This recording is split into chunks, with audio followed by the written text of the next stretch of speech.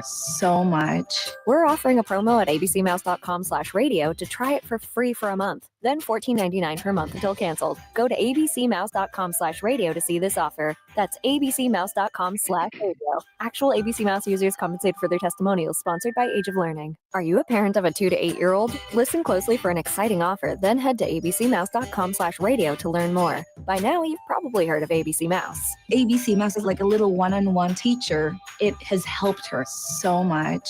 We're offering a promo at abcmouse.com/radio to try it for free for a month, then $14.99 per month until canceled. Go to abcmouse.com/radio to see this offer. That's abcmouse.com/radio. Actual ABC Mouse users compensate for their testimonials, sponsored by Age of Learning.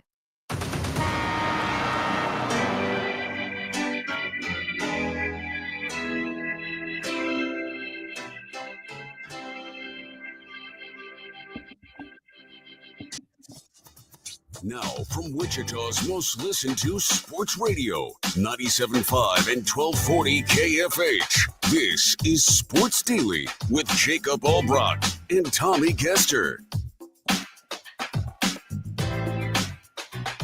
And happy Tuesday to you, everybody. Welcome into Sports Daily. It is Jacob Albrock, Tommy Kester. Max Power is producing for us. He's got your KFH hotline, 869-1240. That's ready to go for you. If you have anything you want to talk about, you can also leave us your comments on our video streams via Facebook, YouTube, or X. Also, thanks for watching us on 12 News Connected. And as always, if you have us on the Odyssey app, whether in real time or after the fact, you can leave us comments on our app through that little microphone button. It'll leave you a voicemail. We can play those out over the air. Glad to be here with you on a Tuesday. Royals Day off in the books. It's behind us. We get back to the action. We'll look at that schedule a little more specifically now and talk about the Royals as they begin a week-long road trip here. We'll get Tommy's thoughts on some of the happenings with the NFL draft as well. Felix Johnson, our Chiefs insider, is stopping by today to also talk about that draft, and we'll hit some of the other headlines. Tommy, good morning. How are you? Hey, happy Tuesday. Good to see you. Missed yesterday, but good to be back today and looking forward to jumping right in. Yeah, it's you missed a good day. It's a good day to be on the show on a Monday after the draft. Kind of thoughts. We can certainly dig more in. I want to get your take on what the Chiefs got done in that draft. We have a lot of time this time of year to really analyze that stuff. The NBA playoffs are going on. It's the first round, which I don't think is quite as interesting, although you're getting some officiating stuff with missed calls late and these things, but. We'll kind of lock into that a little bit as well later on. But how was you had a charity event yesterday for the Hadwins who we've had on this show. How did that go? Yeah, it was good. The Hadwin Family Foundation, PGA Tour golfer Adam Hadwin, his wife Jessica have a foundation that I'm thankful to be on the board for the foundation. We had our charity golf tournament, annual golf tournament out at Flint Hills National yesterday. Their foundation's goal is to raise money and awareness for couples, for families that are struggling with infertility. And so it's a really cool cause, really cool event. They do that every single year. And so yesterday was the tournament. It was a lot of fun, great time. And I was the beer cart driver. So drove around with the beer for refills for the golfers. Well, there's usually a different profile. You're right. Yeah. For that particular job. It's a grassroots organization. So, we didn't. Did you say grass? It's a grassroots organization. So, yeah, they didn't outsource anything like that. So it was the members of the board that, jumped in and worked on that. So I drove the beer cart around and it was fun. It was I think you should be flattered. I didn't get any tips. Like I got no tips in a lineup of people and they're like, ooh, we need beer cart driver. Based on a typical profile there, if they looked at the lineup and like, you know what, Tommy, I think you'd be a good fit. I think you should be flattered by that. Well, I mean, I think that they look at me and they recognize, hey, you like beer and you have a valid driver's license. And that was the only qualifications that I think I needed to drive that beer cart. For those that aren't playing along, beer cart drivers are typically more attractive women. That do that, and but Tommy does it well too. We're proud. I mean, you got to flaunt it. If you got it, flaunt it, right? Yeah. It's fun though. I'm glad that they have that event. We've had them on the show. We're so glad that they live here now, all jokes aside, and are a part of the community. And this cause is a big deal. And we get to follow Adam Hadwin on tour and all the things that he's doing. So it's a lot of fun. And that was a cool thing. Hopefully, if you're out there, you got a chance to talk to Tommy. All right, Tommy, let's kind of take an overview here.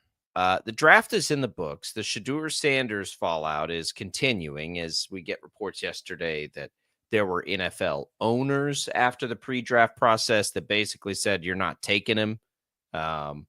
It's so funny to me, like what distractions owners are concerned with and what distractions they're not concerned with.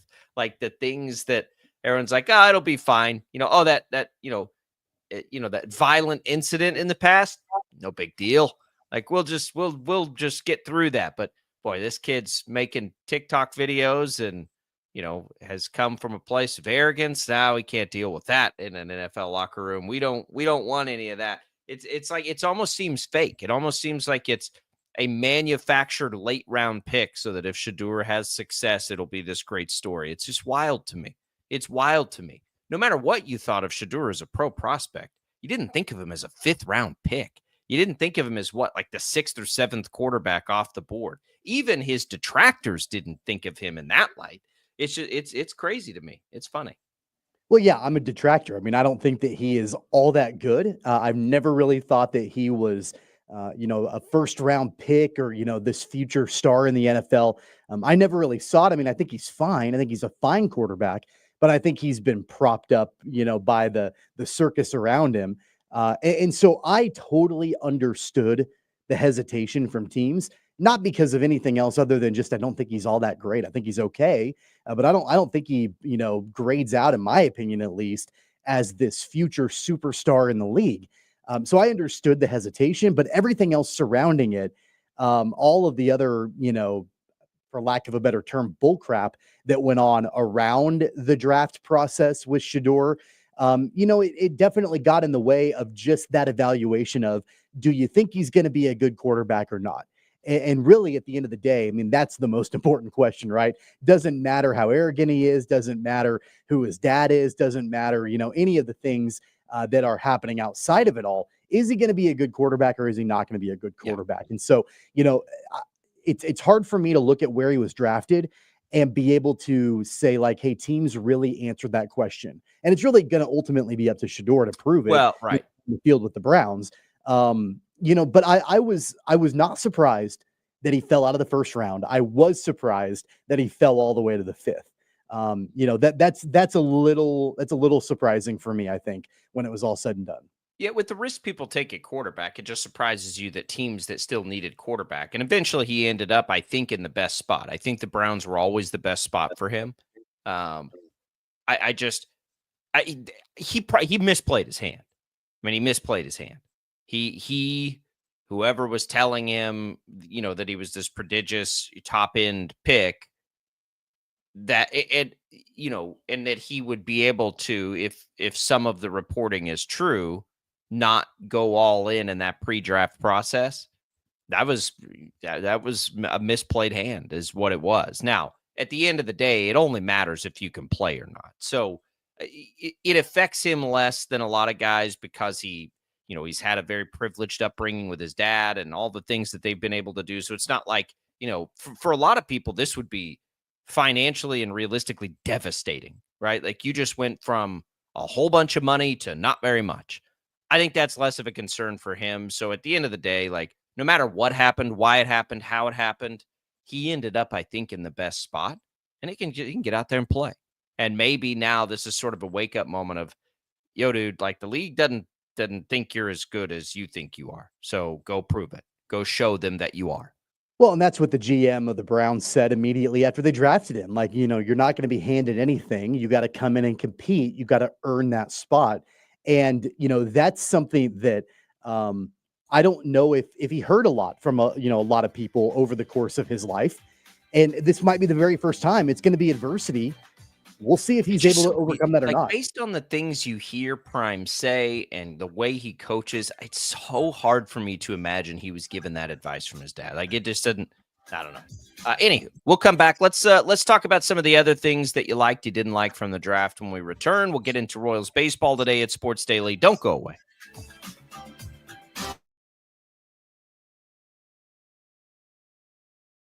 66 counties, 4 regions, and 1 weather team that you can trust. Find Storm Team 12 every weekday at 5:30 on the KSCW. Whatever the weather and wherever you are, Storm Team 12 is zooming in, going zone by zone to give you a more in-depth look at the forecast and some science behind the storms so you know more. We're focusing on the forecast so you can focus on what's important to you. Storm Team 12 Weather Focus, 5:30 on the KSCW. The future of television has arrived. Next Gen TV is here with stunning video, movie theater quality sound, enhanced voice clarity, and interactive features, all upgradable for the future.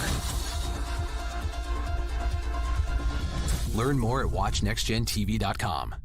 Sometimes people tell us, I don't get it, it's just tea. But let me tell you, we are so much more than just tea.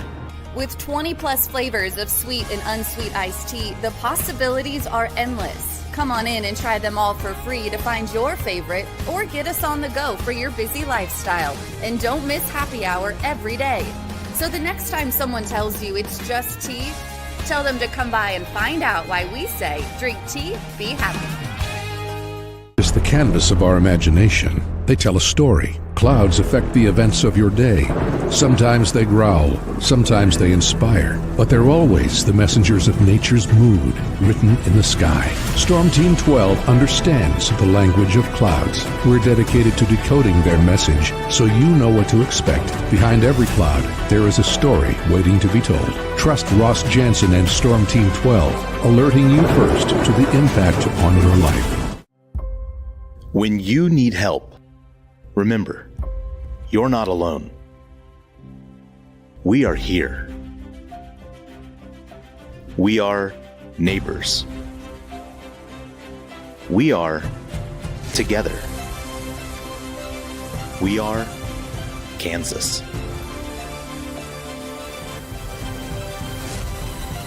We are 12 News. They say, what is GMFB Overtime? It's Peter, Jamie, Kyle, and Akbar breaking down the NFL 5 days a week. It's okay to be excited. It's this, that, and a whole lot of... It's football for everyone. Weekdays at 10 a.m. on KSCW. Are following a breaking update. every day, all day, stream the stories that have you talking near and far. Whoever is behind the wheel of this bus is not stopping. From hundreds of local reporters and meteorologists spanning the country. Chaos here this morning at the UW campus. Search LNL for the all-new Local News Live streaming app. Make yourself known now. 310-01 in traffic pursuit. Oh my God, here. Investigate TV Plus begins with real people. We investigate stories that impact you And inspire change every day. Something is broken. Real problems. Why are they hiding it? And real solutions. My daughter was dying in front of me. What was your reaction when he said that? Investigate TV Plus, weekdays at 3:30 p.m. on KWCH. Sometimes people tell us, I don't get it, it's just tea. But let me tell you, we are so much more than just tea. With 20 plus flavors of sweet and unsweet iced tea, the possibilities are endless. Come on in and try them all for free to find your favorite or get us on the go for your busy lifestyle. And don't miss happy hour every day. So the next time someone tells you it's just tea, tell them to come by and find out why we say, drink tea, be happy. Mornings are busy. We're here to make your mornings better. We report the stories that affect you. 3 more hospital lies from contaminated apple juice just a day after the FDA issued a recall. We're here to make your mornings better. Closing east and westbound lanes of K96 for repairs. With 12 News, you're prepared for your whole day. Scattered thunderstorms across the state into the afternoon. Stay a step ahead with 12 News this morning on KWCH and KSCW.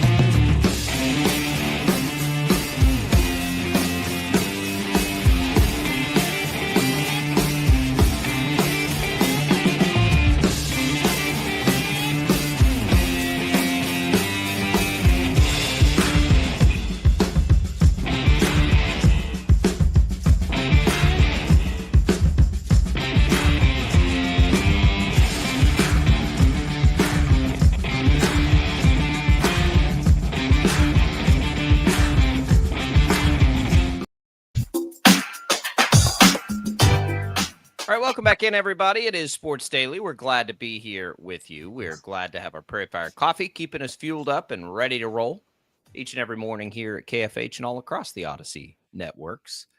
Tommy, let's talk a little bit more about this NFL draft. So, I talked with Brandon yesterday. I think, he was not quite as into the Josh Simmons pick initially as we were, but I think he said yesterday, as he saw the rest of the draft play out, he liked it. I thought it was a really well done job by them. They didn't have to trade up to get the guy that I thought they needed to come away with, or the profile, I should say, of a guy they should have come away with there.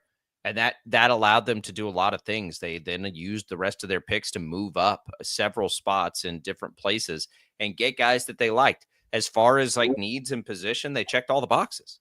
That's, they came away with exactly what we thought they should come away with, and they got aggressive in getting some of those guys. I think, they still have to get the players right, but strategically, I thought they did a really, really good job throughout the draft.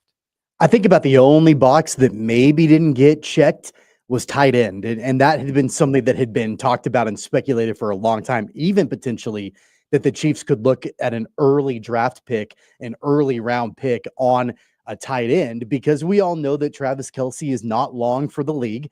And so what does that succession plan look like? They've got, Noah Gray, who had a really productive 2024. They've got Jared Wiley, who I know was injured for a lot of last year, but they drafted him in the draft last year, and he's going to be entering into year number 2. So they've got players at that position, but I am a little bit surprised that even in a later round, they didn't try to go tight end and at least provide some additional depth there, because you never know. And with Travis Kelce more than likely being done sooner rather than later, having that succession plan, I think, is important. I mean, George Kittle just got a $40 million guarantee on a 4-year, almost $80 million contract. Chiefs have been so fortunate to have Travis Kelce and his contract and his price and everything else. I think, it will be really interesting. They have, look, Noah Gray is absolutely good enough to be a starting tight end in this league, especially for the Chiefs. So I think they're probably okay there. And I think it's a position that's getting really expensive. You got to be in a pretty good position to take these tight ends. There's not a lot of great ones, but rookies are finally at that position beginning to have a little more impact than they ever have. It's always been a position that takes forever, for players to get up to speed, basically. But now we've seen over the last couple of years. So we'll see. But it's clearly becoming a more premium and a more expensive position. If that continues to happen after, whatever the post-Kelce era comes, I'm fine with them rolling with, with Wiley. I mean, with Gray, and we'll see if Wiley can develop into anything. We got nothing out of him last year. I think the other thing I take away, and the Chiefs got their running back late in the draft, and he's a guy we like. I mean, we all have heard him and heard of his name, and I think he fits a profile that will fit in well with Kansas City.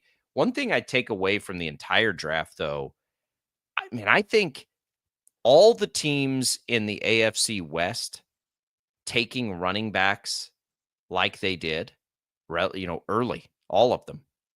That's interesting. And I think, when you look at the Chiefs, they better be ready to stop the run next year, because if Sean Payton invested in a back early, they are going to use that back a ton. Obviously, the Raiders will with Ashton Jeanty. They were one of the worst run teams in football last year. They just got a whole lot better. And then the Chargers go and get their guy early in a draft. You know how much Jim Harbaugh wants to run the ball. So you're looking at 3 teams that want to do that all just got really talented at the position. The Chiefs better be ready to stop the run, because I think that's going to be a trend we see. I love that the running back's being valued again. And, all those players may not hit, but I like all 3 players. Just, personally, I like all 3 of those players, Hampton and JT and RJ Harvey. But I think their fits are near perfect, like for those particular teams and coaches. Well, the Chiefs had really good success a year ago defensively in stopping the run, and they did a really good job at limiting lead backs against their opponents. And, so that's going to be something that I know that, the 3 head coaches that are opposite of the Chiefs in that division are going to really try to lean on. They're going to try to break that trend and, have the Chiefs, stop them on the ground. I think with having a couple of really dynamic running backs, that's going to be a challenge absolutely for, the defensive front for Kansas City. And I think it plays into, sort of this thought process of, okay, at defensive tackle, like we know what they've got pass rushing wise, and we know that they've got Chris Jones up the middle, but they don't have Derek Nottie, going into this season. And so really that may end up being an issue. They don't have Turk Wharton. That may end up being an issue. And so what does that defensive front look like for Kansas City? And are they going to be able to, a year older on that defensive front, and they added in a veteran in Jerry Tillery, are they going to be able to stop the run as effectively as they were able to do last season? Probably not. And then, probably not. And you look at some of their biggest contenders and competitors in the conference, and they'll run the ball too. Run defense is going to be really critical all across the AFC this year. It just is. Like a lot of these teams, and it's, again, it trends in the NFL this way all the time. And it swings back and forth. Right now, we are in a run because everybody's playing their safeties deep, right? Like if you're going to take away the deep throw, what do? You run the ball. And then until they start selling out to stop the run, and then you start throwing it over the top again. I mean, it's pretty simple. I get it. That it's what makes it interesting for the AFC West to me is you've got three coaches there now that all want to run the ball. All three of them have made a living on big time ground games and that style of football. Pete Carroll, Sean Payton, Jim Harbaugh. Like all of them want to run the ball, and they all just took first or second round running backs. They all just spent a ton of capital at that position. They aren't even trying to hide what they want to do next year. They all want to run the ball. And so, yeah, the Chiefs' biggest reach, I think, kind of universally was the defensive tackle from Tennessee. Like if you look at all the draft grades and the analysis post all that stuff, that seemed like the biggest reach for them. Obviously, they liked that player if they were willing to do that. I don't have a hot take on Lott. Like I don't, whatever.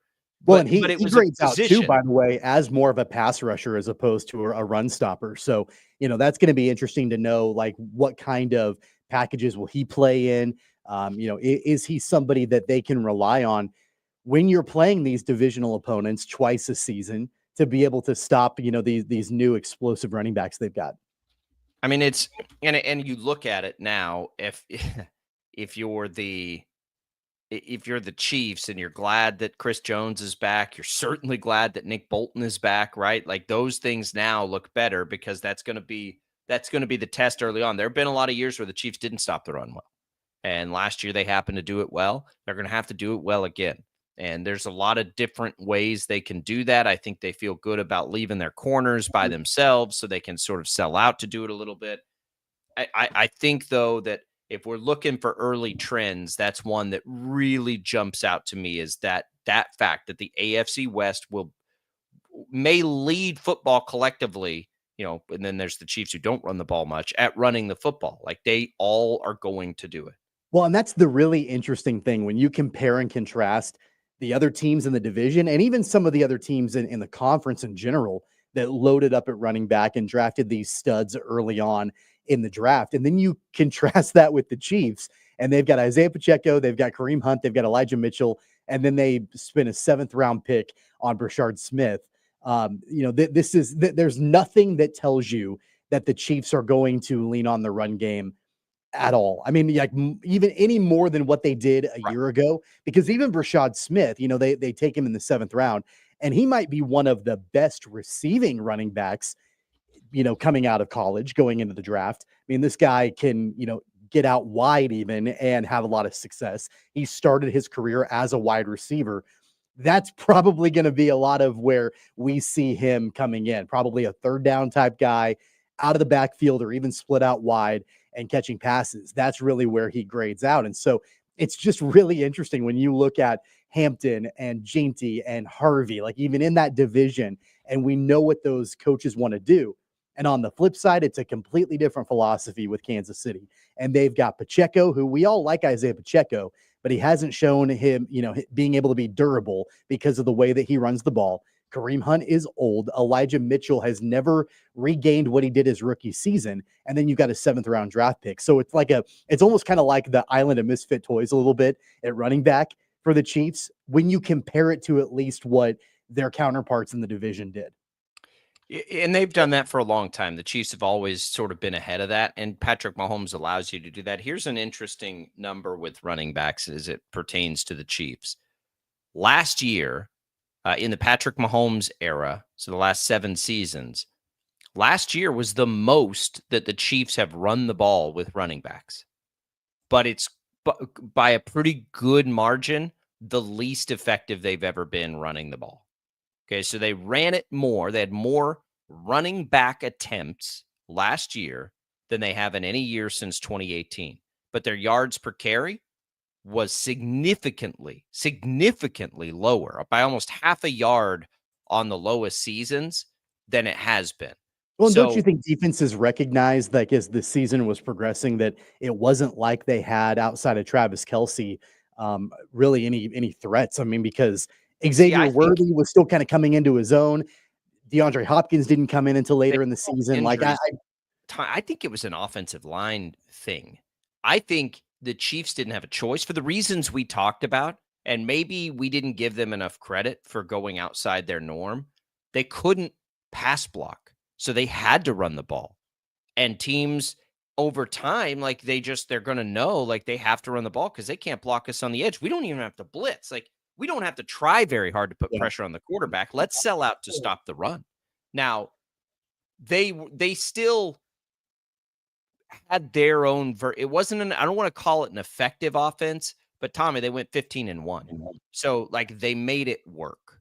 So I think what I see for this team, and this goes back to the Simmons pick and some of the things they've done in the offseason and bringing back Trey Smith, as long as, they can fill the gap left by Joe Thuney, their offensive line is going to be a better pass blocking. There is almost no scenario where they're not a better pass blocking offensive line than they were a year ago.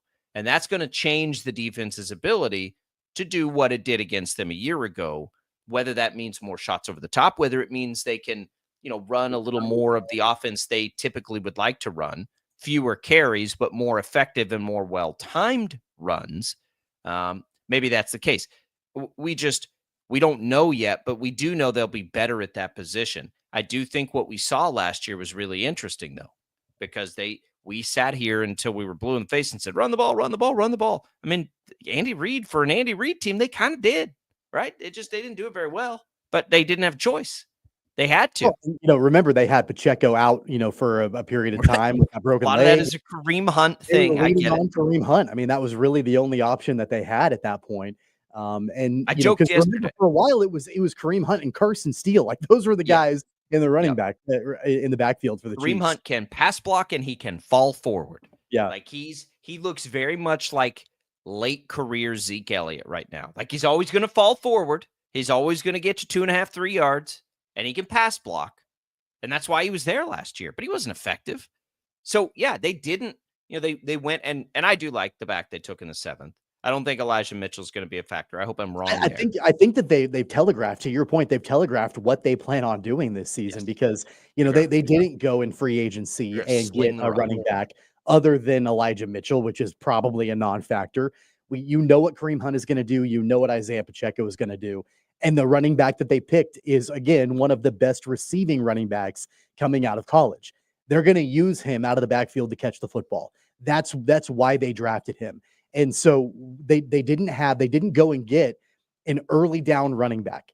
Like, that's not what they did in the draft. And outside of Isaiah Pacheco, when healthy, they don't have an early down running back. I mean, I guess Kareem Hunt to an extent, but Elijah Mitchell's not going to be that guy. And even Brashard Smith is not going to be a 20+ carry guy. He's not even going to be a 10+ carry guy. Like, this is a true running back by committee that the Chiefs are going to implement going into this season. And I think you could tell by the way that they utilize their draft capital how they want to get back to that pass first offense. That's really the way that's where they've made their living. That's their bread and butter. They want to get back to that. And why wouldn't they? Right? Like, why wouldn't they when you're going to run out Rice and Worthy and Hollywood Brown and Travis Kelce at the top? And I like the Royals pick, by the way. Yeah, I it's a fit, right? He probably can compete for like the running back fourth wide receiver spot. Like, I like that pick for Kansas City too. They didn't go too high, I don't think, in grabbing a wide receiver. I thought that was about the right area of the draft for them to take. Yeah. And he'll come in, whereas like Sky Moore came in with way too much pressure, right? Like way too much. He needs to do this because they're kind of similar skill sets. This dude can come in and have absolutely no expectation. That's why I wasn't going to be a big fan. Like, I know that there were mocks that had Luther Burden going to the Chiefs in the first round or second round. I'm like, no, like, let's not do that again, because you're going to put a lot of pressure on. And, you know, the good thing with Rashee Rice and Xavier Worthy in the past couple of years is that, yeah, those guys had pressure on their shoulders because they were taken early. They lived up to it, and not at first. I mean, both times, both years, the Chiefs pushed them into duty. Rashee Rice 2 years ago, Xavier Worthy a season ago. Pushed them into duty early, and it for a while it didn't really look like it was going to pan out, and they came along. They developed into really good wide receivers, both of them. I didn't want to do that again for a third season in a row. Well, right, and they're not going to have to do anything with with Royals, because they don't need him to be anything more than a fifth wide receiver for a little while, and his skill set, Brandon, laid out very well yesterday. What he does sounds a lot like Rashee Rice. So if Rice gets suspended, you've got your backup plan there. But you didn't, and they moved around to get him, right. He's a 4th round pick. They clearly like him. He's a guy that a lot of people felt like fell in the draft. So yeah, I think I'm glad to see them address it, but not more aggressively than they needed to. They were aggressive with their drafting of a defensive tackle. Everybody thought should be a little bit lower. Ashton Gelati, by the way, I don't know if you saw it. There was a story about him a long time ago at Louisville, and it's worth checking out. Like, this dude seems like you want to root for him. We'll just put it that way. Like, well documented that he gives most of his NIL earnings back to like local food shelters and all kinds of stuff, and he's putting in the time. So it seems like they got a really good dude there. One reason to root for it. And then the other positions, like, all of them just sort of make sense. The Chiefs had a very logical draft, I think, with the top end and Simmons of being, I mean, it could be one of those things, right? It's this injury, and I get injuries, and there's a lot of teams that are like, they avoid risk at every, possible scenario. The Chiefs have proven to us in drafts, they just can take risks that others can't, because they have the safety net of Mahomes. If Simmons works out and is healthy and is as talented as literally everybody that follows this says he is, there's nobody that follows this stuff that doesn't think he's a premier top 10 talent, if not for injury. Man, the Chiefs, it could be transformational for their franchise, because they can finally be done with this question that's loomed over them for so long. One thing that's really important about Simmons, too, is that it's not like this guy has been injury prone in his career. He's had one singular injury. It was a bad one, but it's not like he's constantly injured all the time. So, I think that would have been a little bit more concerning had he just gotten injured all the time. That's not Josh Simmons. And I just imagine, like, what if he got hurt in the pros? Like, we wouldn't be like, his career's over. You know what I mean? Does that make sense? All right, we'll come back. We'll continue the draft talk when we return on Sports Daily.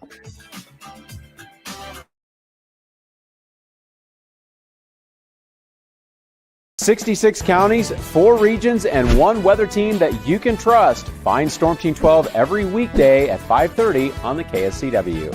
Whatever the weather and wherever you are, Storm Team 12 is zooming in, going zone by zone to give you a more in-depth look at the forecast and some science behind the storms so you know more. We're focusing on the forecast so you can focus on what's important to you. Storm Team 12 Weather Focus, 5:30 on the KSCW. The future of television has arrived. Next Gen TV is here with stunning video, movie theater quality sound, enhanced voice clarity, and interactive features, all upgradable for the future. Learn more at watchnextgentv.com. Sometimes people tell us, I don't get it, it's just tea. But let me tell you, we are so much more than just tea. With 20 plus flavors of sweet and unsweet iced tea, the possibilities are endless. Come on in and try them all for free to find your favorite, or get us on the go for your busy lifestyle. And don't miss happy hour every day. So the next time someone tells you it's just tea, tell them to come by and find out why we say drink tea, be happy. Is the canvas of our imagination. They tell a story. Clouds affect the events of your day. Sometimes they growl, sometimes they inspire, but they're always the messengers of nature's mood, written in the sky. Storm Team 12 understands the language of clouds. We're dedicated to decoding their message so you know what to expect. Behind every cloud, there is a story waiting to be told. Trust Ross Jansen and Storm Team 12, alerting you first to the impact on your life. When you need help, remember, you're not alone. We are here. We are neighbors. We are together. We are Kansas.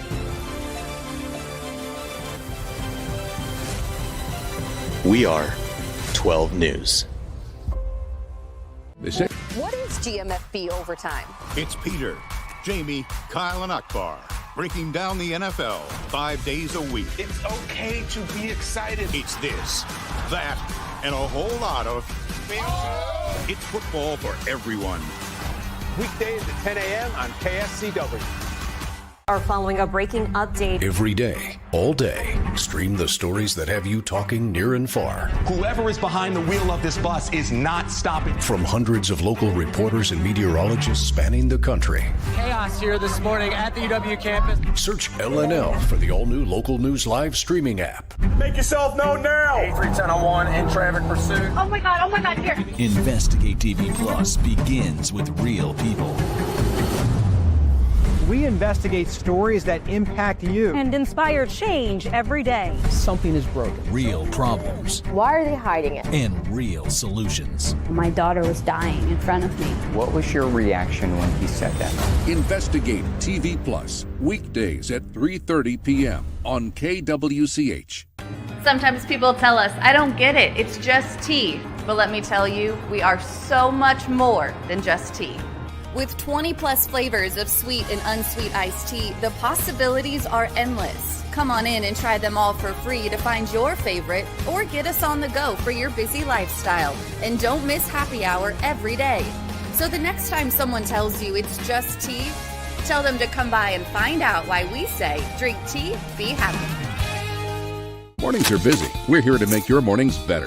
We report the stories that affect you. 3 more hospitalized from contaminated apple juice just a day after the FDA issue a recall. We're here to make your mornings better. Closing east and westbound lanes of K96 for repairs. With 12 News, you're prepared for your whole day. Scattered thunderstorms across the state into the afternoon. Stay a step ahead with 12 News this morning on KWCH and KSCW.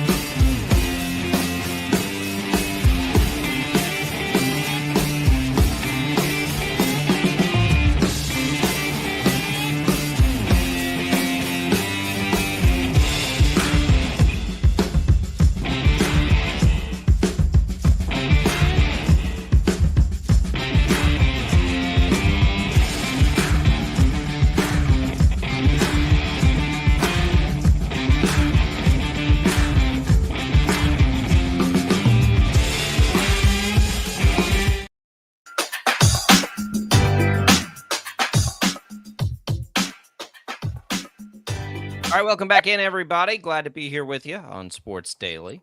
Thanks to Crestview Country Club for supporting the program. We're going to get out there and play a little golf on what is it, Friday here, Tommy. Looking forward to that. The weather's going to be near perfect. Glad you got that tee time book because I'll bet you there aren't any right now. If we look, got to jump in there early when you know the weather's going to be amazing.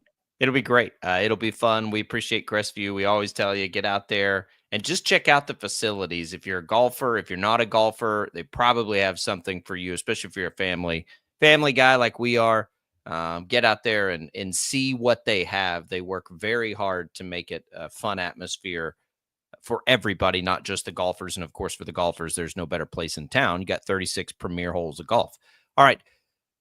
Let's continue the draft talk a little bit here, Tommy.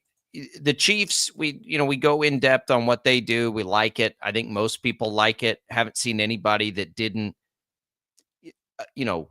like what they're doing. Here's the interesting thing about the draft. Maybe it's the most interesting thing about the draft this year. We had a quarterback taken number 1 overall. We have now covered the draft for 3 shows here for post-draft since the first round is in the books. And I don't know that we've spent 30 seconds on Cam Ward. I really how strange is that? You got a guy and his story is incredible.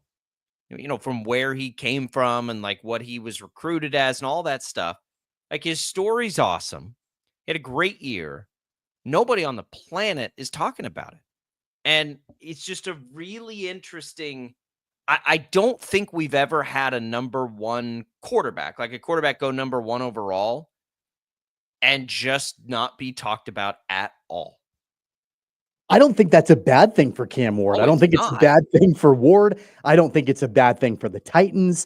I think that they probably prefer that. I mean, I would imagine that Cam Ward and his crew going into the draft, I mean, they knew that the circus was going to be around Shedeur Sanders. And, so if they can go number 1 overall, make that money, go to the Titans who are absolutely quarterback needy and fly under the radar, man, that's the best case scenario. We talked about it. I think it was on Friday's show about how there maybe has not been a less hyped number 1 overall pick in a long time. I mean, and really especially at quarterback, you can go back to the guy from Georgia a couple of years ago that went number 1 overall that didn't get a ton of hype. I don't feel because he wasn't a quarterback, but yeah, Cam Ward's a QB and he hasn't gotten a ton of attention. And I think that's really telling based on all the other draft storylines and everything else going on, that really there had been very little attention paid to the actual guy that went number 1. And like you said, it's a good thing. There's a video, I think, through the pre-draft process somewhere where Shedeur was trying to get Cam to do a fun video. He's like, nah, man, I just play football.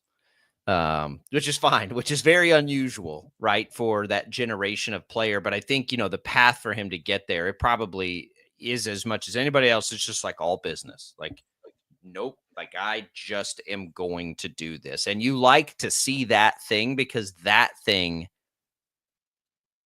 is a pretty universal trait among the great ones. Now, it's not exclusive.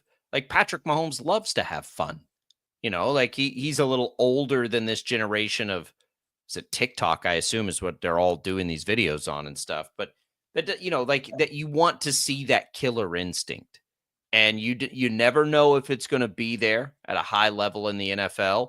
But among the great ones, it's pretty universally a trait that they have. And so to see it is good. Now, can he play the position? We'll find out. I mean, the Titans, they were in a position to take the top quarterback, and they took the guy that most feel was the top quarterback, and I'm good with it. I don't have any issue with Cam Ward. I just don't know his game very well because I didn't watch a lot of him. He didn't play on a team that was in high-profile bowl games, and didn't play in the Big 12. And he kind of was late. He was a late arrival a little bit to college football, whereas Dillon Gabriel's been around forever. We've all seen Dillon Gabriel play. He's been playing for a decade. So it's different with Ward. I hope he's awesome. I think he has a real chance to be very good. I just, it's with Shedeur, right? I feel like I can evaluate his game, right? I like his, because we watch Big 12 football. We watched a ton of Shedeur Sanders the last 2 years. It's not quite the same for me with Ward, but I root for it. He seems like he's going to be a fun player if it works out to have in the NFL. Yeah, I mean, Cam Ward didn't really play for programs that, are must-see TV. I mean, he played for Washington State and was a really good quarterback for Washington State. Then ultimately went to Miami. Miami is more high profile for sure, but Miami's not an SEC team. They're not a Big Ten team. They're in the ACC, so they're not getting, huge visibility nationally like those other 2 conferences are. And so, he flew under the radar a little bit in college, but I mean, he still even had, really good accolades. I mean, the fact that he was an All-American, first team All-American, and, all these other things, ACC Player of the Year last year. He's won a bunch of awards, and he's been extremely successful over the course of his career. But I do think that that's part of the reason why he didn't get all of the attention was because he wasn't in the SEC. He wasn't in the Big Ten, Right. and so knowing that, like, yeah, that's gonna at least hamper a little bit of the attention you're gonna get. Yeah, and should had Shador not had his famous last name, he'd have been in the same boat, right? Started at Jackson State for a couple of years and then ends up at Colorado, which isn't a great program. We just happened to watch a lot of Colorado because we watched the Big 12. That's why I felt good about his game or whatever. Well, the attention on from the country in general is on Colorado because of who the Right, coach right. is. That's You what I got mean. The celebrities on circumstances were sideline and there. all of that. So even if They it were wasn't there the Big 12, abnormally, people would have paid yes. attention to it for sure. But they have similar paths, right? Jackson State to a big time league. If you go back further than Washington State with Cam Ward, he started at Incarnate Word. So Right. it is pretty, like, their paths are pretty similar, and their success is pretty similar. Honestly, like, neither of them played for programs that were, although Colorado got real close last year to being in a playoff or anything like that. But to spend a couple of years at a smaller school and then to eventually get into the bigger league and find success, the paths are similar for Shador and Cam Ward on the field, right? On the field, paths are pretty similar. So that's an interesting part. I can guarantee you Ward will become one of my favorite players. What Cam Ward represents to me is what the good part of, the transfer portal and NIL, the changing rules. Cam Ward is should be the poster boy of what's right about it. As a guy who went to D2 schools that for 4 generations of quarterback sent quarterbacks to the NFL. Now, wrap your head around that. I went to a Division II school, 4 straight. I believe it was 4 straight quarterbacks at West Texas A&M, all played in the NFL. That's pretty wild, right? But they all had to get there as 7th round picks or whatever, as undrafted free agents or whatever it was. It went Dalton Bell to Keith Knoll, and then a couple of guys, I can't remember the name off the top of my head, but all of them played in the NFL. So now to see Cam Ward start his career at a place like Incarnate Word, same level, right? Division II, but then have the opportunity to slide up and move around and eventually get to the ACC. And I bring that up because I guarantee you all 4 of those quarterbacks would have been good quarterbacks in the ACC. They were tremendously talented. And so now this path exists for these guys who are outplaying they're outplaying their level a little bit. Like Cam Ward in the old days would have spent 4 damn years at Incarnate Word and maybe gets a sniff and a chance to be a practice squad guy. Like, the path for them to get there is so difficult that it's just like, okay, now in the current era, this guy who's very good, who was under recruited out of high school, who ends up at Miami, has a chance to make some money at Miami. And then now he has a path to be the first number 1 overall pick. And by the way, Incarnate Word was the only scholarship offer this guy got. He did not get no others, not even Division II, NAIA, like nobody else offered him a scholarship. That was the only one he got. It's very common, right? In that level for that to be the case. That's not unusual. It's just like that is very common because for whatever reason, they were under recruited, right? There's a million reasons why that happens. Million. But it happens all the time. Like all the time it happens. So you just you can't overthink sometimes a talented player. And that's what happens to a lot of these guys at lower levels. So that was the other thing I wanted to mention, because again, it wasn't like Washington State to no, it was Incarnate Word to Washington State to Miami. By most accounts, most people's favorite 2 quarterbacks in this draft. Okay, let's take Shador Sanders' name out of the equation. And maybe he would have been a Division I talent if he didn't choose to go play for his dad at Jackson State. I can't remember. I don't think he was. But the 2 guys that most people had as the best quarterbacks in this class, neither of them, Tommy, started in Division I football. Neither one of them did. So as we all want to get angry sometimes with the portal, let's remember that fact too. Like, here's two dudes, and one of them went number 1 overall that didn't even start in Division I football. So as we get a little further down the road, I think all of this stuff's going to be a good thing. That would have never happened. It couldn't have happened. Like, it wouldn't even be possible. Cam Ward, before the being allowed the freedom to transfer, like, he would have never been able to be the first overall pick. Not because of his ability. His ability hasn't changed, but because the opportunity wouldn't have been there. Now it is. That's a good thing. As much as we all get annoyed with the transfer portal, there's a reason it's the right thing to do. If you look for those reasons, that right there is a reason it is the right thing, because it's allowed a kid whose ability allows him to be the number 1 overall pick to have the opportunity to do it that he would have never had before. Well, think about the other quarterbacks too that, surrounding Cam Ward and even Shedeur Sanders to that extent. You've got Jackson Dart, that he was a USC guy in Ole Miss, played in, for big time premier programs. Jalen Milroe played for Alabama. Dylan Gabriel, we know about him and all the different places that he played, including Oklahoma and, Oregon and like premier programs around the country. And so like you've always got the blue blood guys. You've always got the blue chip guys.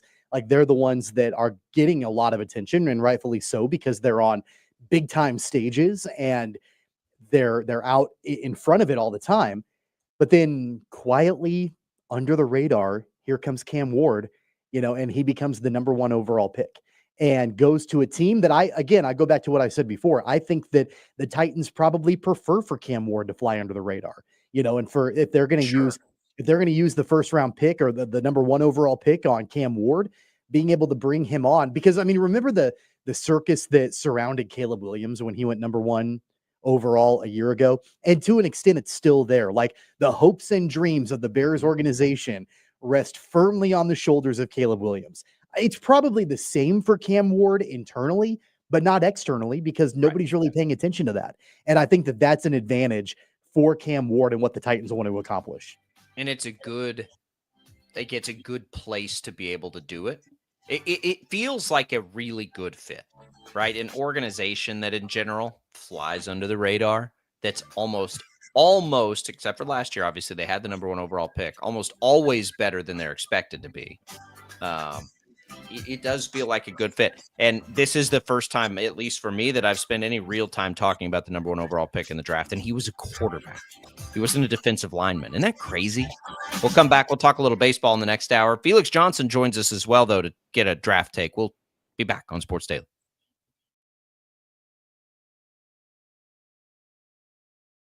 66 counties, 4 regions, and 1 weather team that you can trust. Find Storm Team 12 every weekday at 5:30 on the KSCW. Whatever the weather and wherever you are, Storm Team 12 is zooming in, going zone by zone to give you a more in-depth look at the forecast and some science behind the storms so you know more.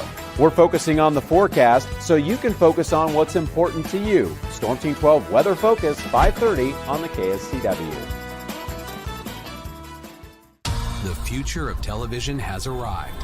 Next Gen TV is here with stunning video, movie theater quality sound, enhanced voice clarity, and interactive features, all upgradable for the future. Learn more at watchnextgentv.com. Sometimes people tell us, I don't get it, it's just tea. But let me tell you, we are so much more than just tea. With 20 plus flavors of sweet and unsweet iced tea, the possibilities are endless. Come on in and try them all for free to find your favorite, or get us on the go for your busy lifestyle. And don't miss happy hour every day. So the next time someone tells you it's just tea, tell them to come by and find out why we say, drink tea, be happy. It's the canvas of our imagination. They tell a story. Clouds affect the events of your day.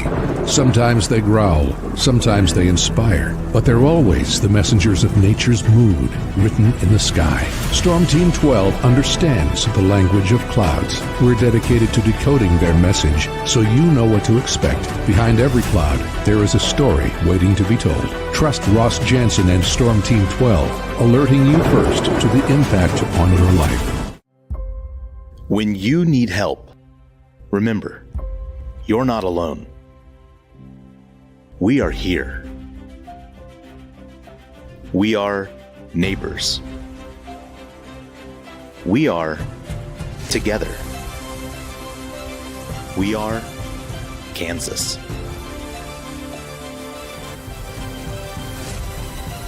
We are 12 News. What is GMFB overtime? It's Peter, Jamie, Kyle, and Akbar breaking down the NFL 5 days a week. It's okay to be excited. It's this, that, and a whole lot of It's football for everyone. Weekdays at 10 a.m. on KSCW. Are following a breaking update. Every day, all day, stream the stories that have you talking near and far. Whoever is behind the wheel of this bus is not stopping. From hundreds of local reporters and meteorologists spanning the country. Chaos here this morning at the UW campus. Search LNL for the all-new Local News Live streaming app. Make yourself known now. 310-01 in traffic pursuit. Oh my God, here. Investigate TV Plus begins with real people.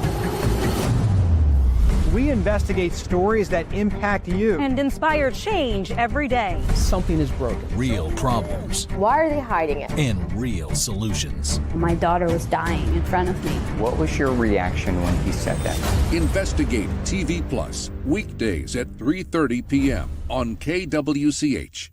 Sometimes people tell us, I don't get it, it's just tea. But let me tell you, we are so much more than just tea. With 20 plus flavors of sweet and unsweet iced tea, the possibilities are endless. Come on in and try them all for free to find your favorite or get us on the go for your busy lifestyle. And don't miss happy hour every day. So the next time someone tells you it's just tea, tell them to come by and find out why we say drink tea, be happy. Mornings are busy. We're here to make your mornings better. We report the stories that affect you. 3 more hospitalized from contaminated apple juice just a day after the FDA issued a recall. We're here to make your mornings better. Closing east and westbound lanes of K96 for repairs. With 12 News, you're prepared for your whole day. Scattered thunderstorms across the state into the afternoon. Stay a step ahead with 12 News this morning on KWCH and KSCW.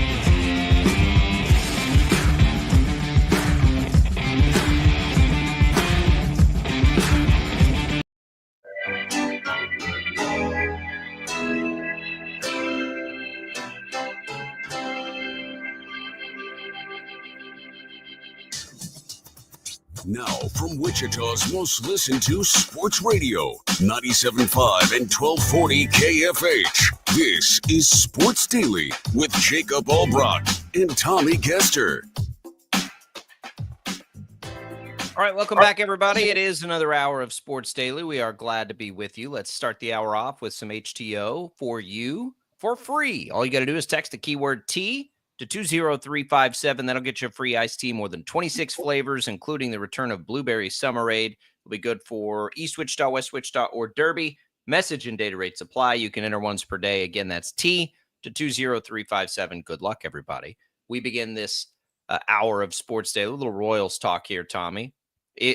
I don't want to say it was all the schedule and what ails them, but the schedule certainly helped get them back on track. Now they begin a 6-game road trip with the first game coming in Tampa tonight in a place that has become a hitter's park. You'd like to see the Royals open things up. Tampa can pitch, but they're playing in this park now that, listen, I know they went 5-1. They scored a combined 4 runs. Was it? Or 7 runs in the 3 games against the Astros. 2 of the wins were 2-0. they're not all the way. They're not back on offense by any means. They're not there yet. They beat up on the Rockies a little bit and scored some runs. Good for them. That's what they're supposed to do. But they only scored 7 runs in 3 games against the Astros. So the overlying issue of the offensive production still is not come around. Playing lesser opponents has helped them win some of those games, but they're still not hitting the ball the way they need to be hitting the ball. Yeah, I'm curious to know because I haven't really been following where the Rays are playing. I'm curious to know what makes it a hitter's park. I don't know. Is it just the dimensions like of the field, or I don't know what it is, but it's like you look across baseball and you see, the Rays about average or above average in runs scored in the American League, and you're like, well, what is that all about? And that's just something I'd heard early in the year that was going to play more of a hitter's role than maybe the Trop did. I don't. If it does, that's I guess good for the Royals going into this series. But look, I think that a little bit of it was schedule. The fact that they were able to get runs across the board against the Rockies in that midweek series last week. But they still, were able to get 2 or 3 from Houston. The pitching was really good outside of the finale on Sunday for Kansas City. I think, you've got to feel at least marginally better about the overall prospects of the Royals after the Houston series. I think, things kind of came back down to earth a little bit after sweeping the Rockies, but still being able to take 2 or 3 from Houston. And in the way that they were able to do it, ultimately in the first 2 games by shutting out Houston, the bullpen looked good in those games as well. I think that going on the road, I certainly feel better about the Royals now than I did at the start of their last road trip. It's interesting, if you look across baseball right now, in all of baseball, Tommy, there's only one team that has scored fewer runs this year than the Royals, and it's my Rangers. If you think you're frustrated about offense, Royals fans, try being a Rangers fan. Like, it is, because the Rangers are supposed to be built on offense. Like, they're loaded. Their lineup is loaded, and they cannot score any runs. And they're having the same. I was watching the game against the A's last night. Same conversations. Like, it feels like this is just a collective slump, and at some point it's going to be burst out of. I would tell you that on paper, you'd think the Rangers lineup would have a better chance. The Royals need some help here. But, both of these teams are very much in the mix. They're both the Royals are game under 500, the Rangers game over 500. So they've withstood it okay, and I think that's encouraging, honestly. I do, because the other bad teams are the other teams that haven't scored a lot of runs are kind of like the Rockies and the White Sox. The Blue Jays, oddly, haven't scored a ton of runs. So I think it's a symptom of a lot of things. I think it's okay. Like, I'm not overly concerned with it. I like the way the Royals have been preventing runs for the most part this year. We have to start asking the questions about whether or not this is fixable internally, right? Like, is this going to take external help to get significantly better? And I think the answer to that question is very likely yes. I do. I think they're going to have to find another significant bat, before the end of this season if they want to get where they're trying to go. And maybe it's more than one. But whether that's Caglione or whether it's somebody via trade, they're going to need to bring in some help. I get it, and I don't think you're wrong. I really am interested to see how Drew Waters continues his play. Because, if he can get it going and solidify, and I think he should be, and he pretty much already is at this point, should be an everyday player for the Royals. They're putting the expectation to be that guy, to be a core contributor on this team, and potentially a starter every single day on his shoulders. And that's been what we've been waiting on from Drew Waters for a while. Is he going to be an all-star? I don't think he projects out, quite there. But you need at least somebody that you feel like you can put out in the outfield that can produce. And at least so far in this run, Drew Waters has been able to do that. It's a very low bar, honestly, because of how bad the outfield has been for Kansas City, going back to even last season. So it's not like you have to be this like premier outfielder. You just have to do better than what the outfielders have done last season and so far this year. for Kansas City. And so if Waters can do that, then yeah, I don't think that negates your argument of that they need to go out and get an impactful bat potentially. But I do think that at least you can see improvement in the outfield because of Drew Waters coming up and playing every day. And Drew Waters, I hope, and again, high pedigree, but he doesn't do the thing that they need so desperately. And his development's awesome. Like it could be a major factor this year, but they are not hitting any home runs at all. You look at the leaders of this team in OPS, and Drew Waters is one of them. Mark Canha probably doesn't have enough ABs or anything to really get a good look. But if you look at, Bobby Witt Jr., Drew Waters, and Maikel Garcia, for instance, and Garcia is like barely at league average, but you look at those guys right there. How many home runs do you think those three guys have collectively? 4. 5. 5. Okay. Yeah. How many home runs collectively do you think Salvi, Vinny, and Bobby have at this point? 7. Yes. So there's your issue right there. It's not like, and that's what I'm like. Drew Waters getting on base and doing that's great. I love it. Love to see it. That's not what this team is starved for. This team is starved for people in the middle of the lineup to drive runs in, not score those runs. They need somebody, Vinny Salvi, we're looking at you more than anybody else to drive those runs in. They don't have a middle of the lineup right now. That's the problem. Like they don't have anybody that even profiles. They've been trying to make Michael Massey their 6-hole hitter. Right. Don't you think that they really, I know that there were negotiations and there were conversations about trying to bring a middle of the lineup bat in during the offseason. I know that they were linked to Santander, who obviously went back to Toronto and all of that. Like there were those conversations during the offseason, but really outside of the bullpen and pitching, the priority was getting table setters in that lineup. They went out and got Jonathan India. They've got like those guys to be able to get on base. That hasn't really been a major issue this season. You've got the players that have gotten on base. That's right. There just hasn't really been anybody to be able to bring those guys in. That's been the major factor. And the two guys that are in the position, and in the lineup in a position to do it just have been off to a slow start. Salvi and Vinny. Salvi's starting to pick it up. So here's like, for me, it's like, at what point do you just let's let Drew Waters hit in the 5-hole? Like if he's going to get on with singles, great. Like there's a decent chance somebody will be on for him. Maybe that single will score us a run.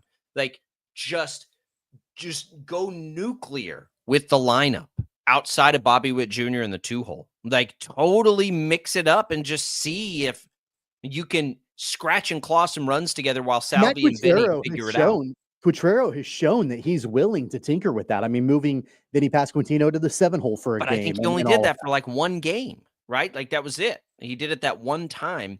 And at some point, and it's not like, that's the thing. Like, again, it's kind of like the back end of the bullpen, right? When I was wanting to pull my hair out because I wouldn't use Ursic anywhere, let alone like in high leverage spots. Like at some point, it's not, we'd all like for the lineup to go India, Witt, Vinny, Salvi. And we'd all like that to happen. But if it's like at the moment, it needs tinkering and it's not working, mix it up. If Drew Waters is on fire right now, move him up in the lineup for a minute. If Canha's going to be a flash in the pan this year, let him hit cleanup. Who cares? Like at this point, just anything you can do. I don't know that the home runs are coming. I mean, I don't think that they are outside of Vinny and Salvi and Bobby Witt Jr.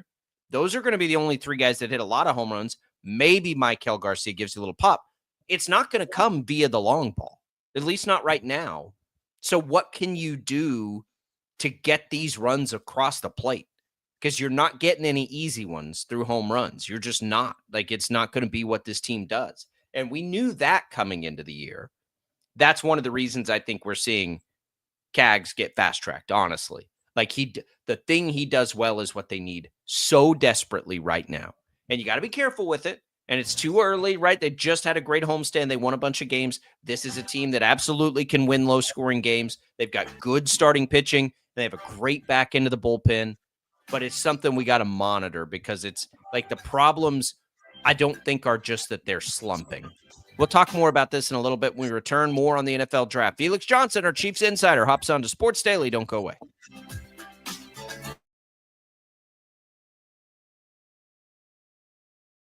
66 counties, 4 regions, and 1 weather team that you can trust. Find Storm Team 12 every weekday at 5:30 on the KSCW.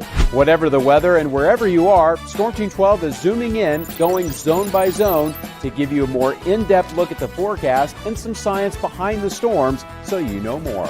We're focusing on the forecast so you can focus on what's important to you. Storm Team 12 Weather Focus, 5:30 on the KSCW.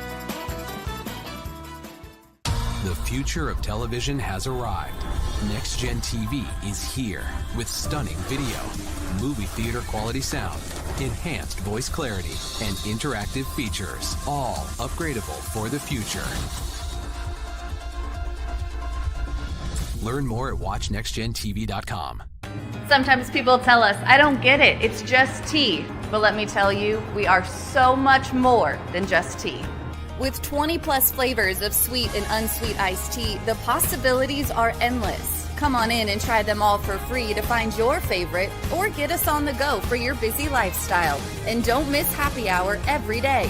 So the next time someone tells you it's just tea, tell them to come by and find out why we say, drink tea, be happy.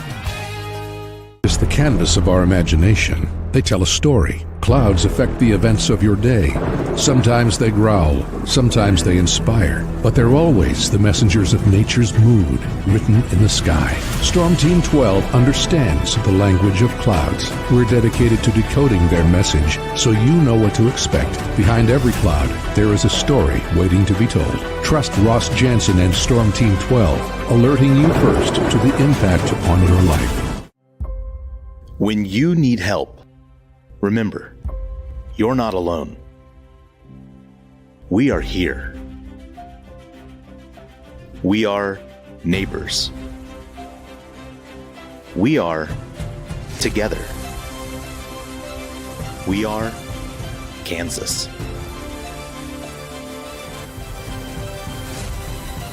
We are 12 News. They say, What is GMFB overtime? It's Peter, Jamie, Kyle, and Akbar breaking down the NFL 5 days a week. It's okay to be excited. It's this, that, and a whole lot of... It's football for everyone. Weekdays at 10 a.m. on KSCW. Are following a breaking update. every day, all day, stream the stories that have you talking near and far. Whoever is behind the wheel of this bus is not stopping. From hundreds of local reporters and meteorologists spanning the country. Chaos here this morning at the UW campus. Search LNL for the all-new Local News Live streaming app. Make yourself known now. 31001 in traffic pursuit. Oh my God, here. Investigate TV Plus begins with real people. We investigate stories that impact you. And inspire change every day. Something is broken. Real problems Why are they hiding it? and real solutions. My daughter was dying in front of me. What was your reaction when he said that? Investigate TV Plus, weekdays at 3:30 p.m. on KWCH. Sometimes people tell us, I don't get it, it's just tea. But let me tell you, we are so much more than just tea. With 20 plus flavors of sweet and unsweet iced tea, the possibilities are endless. Come on in and try them all for free to find your favorite or get us on the go for your busy lifestyle. And don't miss happy hour every day. So the next time someone tells you it's just tea, tell them to come by and find out why we say, drink tea, be happy. Mornings are busy. We're here to make your mornings better. We report the stories that affect you. 3 more hospital lies from contaminated apple juice just a day after the FDA issued a recall.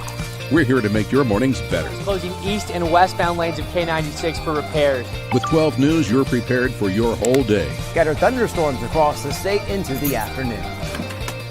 Stay a step ahead with 12 News this morning on KWCH and KSCW.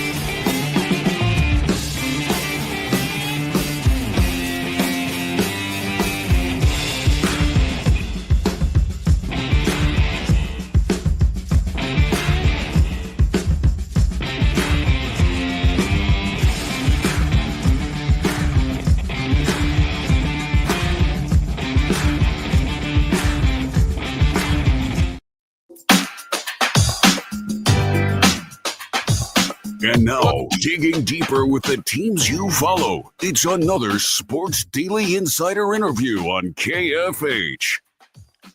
All right, welcome back in, everybody. It is Sports Daily. Joining us now, Felix Johnson, our Chiefs insider, looking at the NFL draft. A lot to get to. We talked to Felix last Friday after the first round and not the other collection of rounds. I know you were not in love with Josh Simmons. Maybe not enough pizzazz for you there, Felix. But I would ask you now that you've seen the rest of the draft play out, are you more on board with it, or would you still like to see a different direction on the top?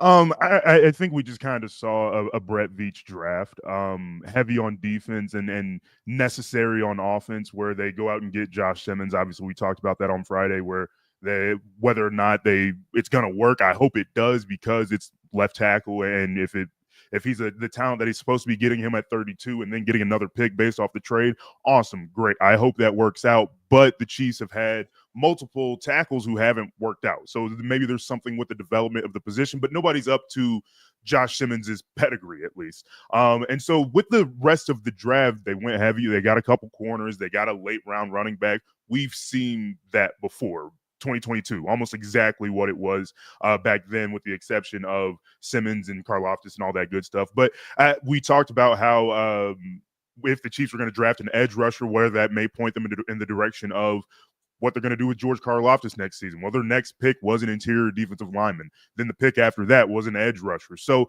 that pointed them in a direction of, like, we understand where George Karlaftis is good. Let's get another good year out of him. Maybe franchise tag him if he has the case for it next year, and then figure out whatever the case may be with the rookie guys that you have, like Asher Gillette and different guys like that. So I am interested, because I am a Chiefs fan, and Brett Veach obviously has a proven track record. But I would have liked to have seen something different, and this is just what we've seen from the Chiefs in the last handful of years. Felix, we had this conversation in our last hour about what the other teams in the division did early on as far as impactful potential running backs on their roster. They all did it, whether we're talking about Ashton Jeanty with the Raiders, Amarian Hampton with the Broncos, RJ Harvey with the Chargers. Clearly, these other teams in the division, and with the coaches that they have, they're going to want to run the football on Kansas City. The Chiefs were really good at stopping the run last season, especially against lead backs. But you talked about interior defensive line and really the what the Chiefs want to do at that position. We know they don't have Derek Nottie. We know they don't have Turk Wharton. They signed Jerry Tillery. They drafted a guy early on the interior defensive line. How do you think Kansas City came out in that regard, especially knowing that, it does look like these other teams in the division are going to want to run the ball on them?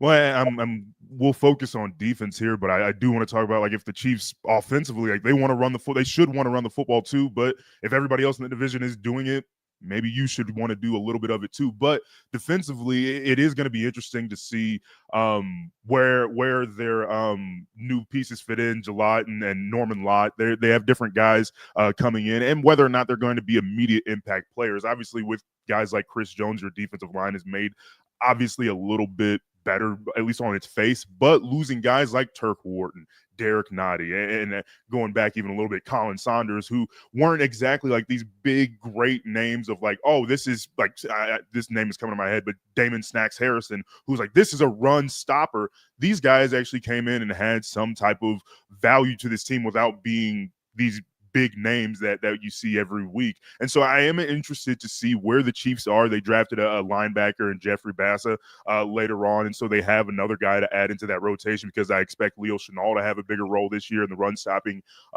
capability. So I am interested, to say the very least, just because the Chiefs' defensive line, I've always thought, has the ability to be one of the best in the league. It's just that they haven't reached that potential yet, and they've just added more to it. So you said, and I've said this, and we said this all a ton last year, that they need to run the ball more. I looked this up. With running backs, they ran the ball more than they have ever in the Patrick Mahomes era last year. They had more running back carries than any year since 2018. At the same time, they did it far less effectively than they ever have. I think it's a product of Kareem Hunt. I do. Like, I think, Kareem Hunt helped them a lot last year, but they just had no juice in the run game. I don't know how much I think they need to run it next year. If you could tell me, and it's almost possible for me to imagine that they won't be a better pass blocking team next year. But if you can tell me they'll be a better pass blocking team next year, I would say I'm more open to them slinging it around based on the players they have on offense. If they have Rice and Worthy and Brown and Kelsey and now Royals and Juju Smith-Schuster, like I'm good with slinging it around next year if they can block it up, which is something they couldn't do last year, which is why they did run it more last year. They just didn't do a very good job of it. Well, I wouldn't necessarily hate it if I could trust all of those guys that you just listed. Like Juju, sure, whatever. He's Juju Smith-Schuster. Rashee Rice, I loved what he did for the first 4 games of this season, but that's all we saw from him this year. So hopefully he can become that guy. Xavier Worthy, I think that we've seen basically everything we're going to see from Xavier Worthy. To me, like, he's going to be a few more completions downfield or whatever the case may be, but he is basically what he's going to be. A fast guy, a second receiver, maybe even third receiver, whatever the case may be.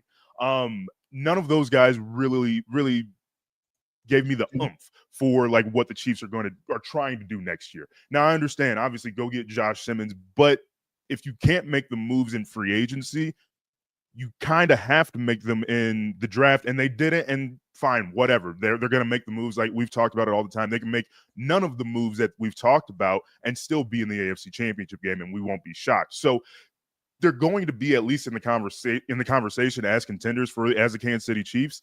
But I'm just not sure where that extra oomph is coming from, because the defense is as good as it's going to get. The offense isn't going to change exactly. You got to throw in something new, and they didn't really throw in anything new. I think we're going to see something with Rashee Rice's suspension coming down soon, and that's half the season maybe. And so do you really want to be down at your number one receiver effectively? He may not be the number one in the league as a whole, but do you want to lose him for half the season and have no other recourse other than, Hollywood Brown and Xavier Worthy? And Hollywood Brown wasn't there to start the season last year.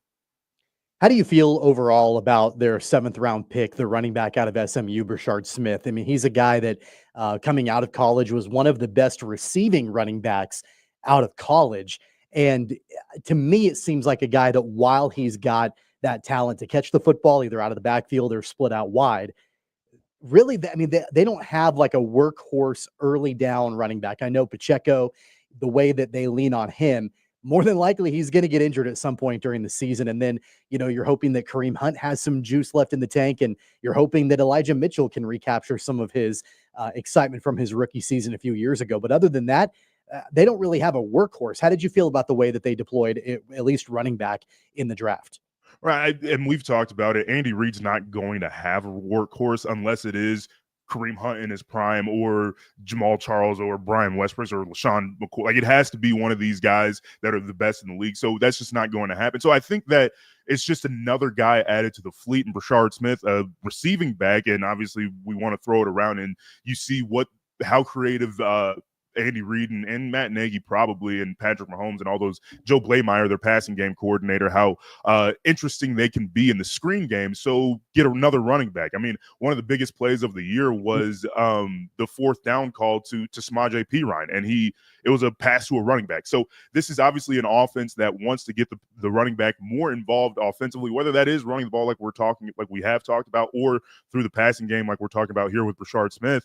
I think that is just another piece of, maybe they're going to throw something in. And him being drafted in the 7th round shouldn't be as discouraging, because who wears number 10 for the Kansas City Chiefs?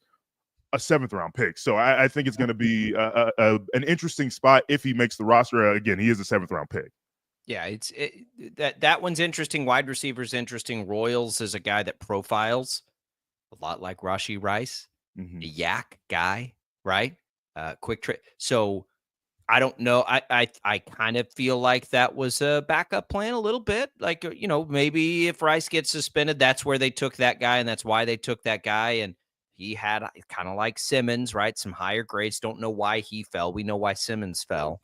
But I think that's a pretty appropriate level of risk for that position. I was not on board with the go ballistic over, and I almost always am. Hand up, Tommy can attest to this. I'm always like, they need more at receiver. They need more at receiver. I don't feel that way this year. And I thought that pick was a nice little slide it in slowly if Rice gets suspended in the middle of the year, and let him try to fill that role. Yeah. No, again, the Royals, whatever this is going to be the best season of his career, no matter what. Like, he's going to be the best version that Jalen Royals could be in his rookie season, strictly because Andy Reid's the head coach and Patrick Mahomes is the quarterback. Even if the offense kind of looks like it has in the last couple of years, Jalen Royals is going to have, just because of what you're saying, because we've seen Rashee Rice in this offense, and so they have kind of troubleshot a player like him, if you will. They know what plays work for Rashee Rice. So let's just say, hey, let's just take Rashee Rice's plays, copy and paste them to Jalen Royals if it works out that way. And obviously they're going to have a long offseason to figure all that stuff out. And we've seen over the last few years, it took Xavier Worthy the entire season to figure it out. It took Rashee Rice the entire season to figure out. It took Sky Moore never to figure it out. So, it's going to take a long time for certain guys to figure it out. It may take Jalen Royals until the playoffs to even be getting legitimate play time and multiple or legit snaps during games. And do you want that to be the case by that point in the playoffs? Do you want a fourth-round rookie making big plays for you? Maybe. Depends on the situation, because you have Mahomes and Reed to trust and Kelsey to trust. So I am interested to see how that works out. Would have liked to see the Chiefs make some more offensive moves. They obviously did get a little bit more risky, like you're talking about, Jacob, with trading and moving around a little bit and trying to get more picks and more players because they're looking towards the future. But this was a kind of a Brett Veach draft. Go get a couple defensive backs. Go get a receiver that fits what you already do. Go draft an offensive lineman because, frankly, you need one. So I'm not shocked with anything that they did. And Royals is one of those things that, it'll be interesting to see what they do because it's probably going to work. There was a lot of speculation going into the draft that at least, one of the picks, and maybe even later in the draft, the Chiefs would have went tight end. And, considering that, Travis Kelce probably isn't super long for the NFL long term. And they do have Noah Gray. They do have Jared Wiley entering year number 2 into the league. Were you surprised at all that they didn't go tight end at all? I think it's kind of interesting. We were having a conversation last week with in Field Vision, and we were just talking about, should the Chiefs draft a tight end? Because it's Travis Kelce, sure, he's old, fat, and slow, but he was one of the top 4 most effective tight ends in the league last year, production-wise. And so if Loveland or Warren would have dropped past 20, do I see the Chiefs making some type of move? Maybe. But also, Noah Gray has been very good. He's been a very good tight end. And I'm not saying that he's going to be Travis Kelce Jr., but he's going to be a good tight end whenever Travis Kelce decides to retire as the starter for the Chiefs. So I am interested in to see in what the future for Noah Gray is. And had Loveland or Warren dropped any further past 10 or 14, which they weren't going to, there might have been a move made. But even then, it would have been wait, what are the Chiefs doing? So. I mean, look, nobody's going to be Travis Kelce. I think people need to stop with that. Who replaces Travis Kelce? The answer to that question is nobody replaces Travis Kelce. The offense will look different. Travis Kelce can't replace Travis Kelce right now. Right. The fact that they went Tony Gonzalez seemingly to Travis Kelce is absurd. Don't forget about Leonard Pope. You just it's not you will not replace Travis Kelce. Yeah. Not what he means to Mahomes, not what he's meant to this offense. It's impossible. So they're not going to draft his replacement. Noah Gray's going to be fine. We've seen it. They've got to change the offense a little bit, which I think is what we've seen in the last few drafts and the kinds of players they're taking. That's the replacement to Travis Kelce. How does the pass design look different in a couple of years? Right. That you're exactly right. They have to figure out, and that's why maybe I'm a little bit early on it where I wanted them to get a receiver this year. Maybe it's next year, like you're saying, after Travis Kelce retires. All right, let's fully change this offense. Let's get a number 1 receiver, whether it be via trade, free agency, or trading up in the draft, or whatever the case may be. Or if Rashee Rice or Xavier Worthy has developed into that number 1 guy, then so be it. Or hell, we're talking about him, Jalen Royals as a 4th-round pick, And so I wouldn't be shocked if exactly that's the scenario you're describing, but you would like to have some type of transitional period where it's we have Travis Kelce and can be effective in what we used to do, but also we're moving forward with and being effective now with wide receivers and what we can do in that facet of our game. So it's the Kansas City Chiefs. They're probably going to be fine just because they've been in, 7 straight AFC Championship games and 3 straight Super Bowls and won 2 of them. But I would like to see something different because all of that can go away just like that. Let me ask you one more here, Felix. Give me your favorite draft. Like, what team do you think did the best? Oh man, that's a good one. It's hard for me to not go away from let's say everything works out for every team. The team that's the happiest is the New York Giants because they got their edge rusher and they were a top 3 defensive end team in all of football last year, which is kind of shocking that they drafted Abdul Carter, to me at least. But he was slotted to go there and he's best player available. Makes all the sense in the world. But also they trade up and get Jackson Dart. If he works out, you have your 5th-year option quarterback, your franchise quarterback. And in New York, it's New York, so we'll never hear the end of it. So I think the Giants, let's say everything works out, they're probably having the best draft. But to me, I'm such a sucker for Caleb Williams because I like him. Colson Loveland going number 10 to the Bears. I'm interested to see how that works out with Ben Johnson and what he did with Laporta in Detroit. So yeah. Yeah, I think the Bears collectively, if you collect the whole offseason. But that, you know what's funny? That same thing you just said about the Giants, well, you can say the exact same thing about the Browns. They got their defensive lineman early. They didn't have to take quarterback, and they didn't have to trade back up to get their quarterback. They got another hour for the whole Shedeur conversation. Do you got it? Yeah, I do think, like, in your scenario of if everything works out for teams, the Browns will win the draft because they found a quarterback in the 5th round. Sure. For sure. If Shedeur Sanders is what Shedeur Sanders believes he is, then the Browns win. But assuming he's a 2 to 3 round draft prospect in a bad quarterback year, he's probably going to be on 4 or 5 different teams before his rookie contract is over. I agree. And it's funny, too. I think the Browns did a nice job with that trade. I think the Jags did, too. Pretty hard to blame the Jags for going to get 2 players at the top of the draft. Yeah, which is essentially what they did. It's just kind of hard to trade up and get Travis Hunter, who probably wasn't the best corner in this draft, and he was the best corner in this draft and definitely wasn't the best receiver. So why do you draft him at number 2 is my question. Because he's 2 players. Even if he's a good receiver and a great corner, you got 2 players with 1 pick.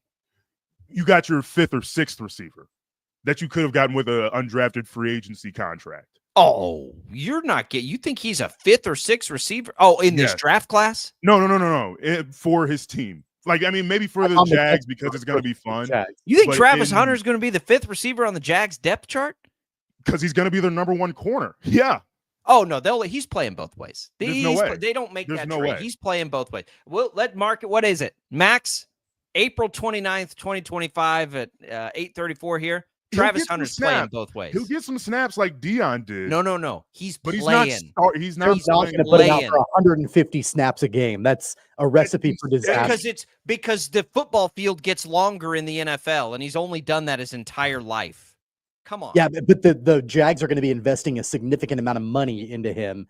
And every snap you're out there increases the risk of getting injured. There's no way you make the trade. Double the opportunity for him to get injured. You want to know why they made the trade, Jacob? They're the Jags and they're stupid. That's why. You do not make that trade for anything other than a quarterback unless you see that guy is playing 2 positions. Max, I'm telling you. He will play both positions significant time, not like Dion reps. Like he's playing. He'll be a starter both ways. Maybe a nickel corner. All right, Felix, we appreciate it. We'll be back again next week with Felix. We're coming back more Sports Daily right after this.